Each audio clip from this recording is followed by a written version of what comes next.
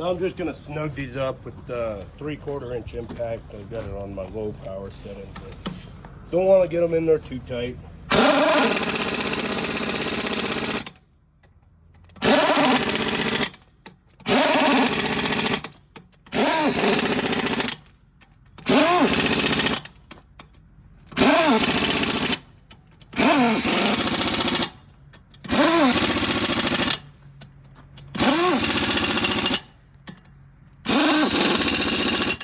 Get those snugged up and they'll ride until the next time the duals have to get put on.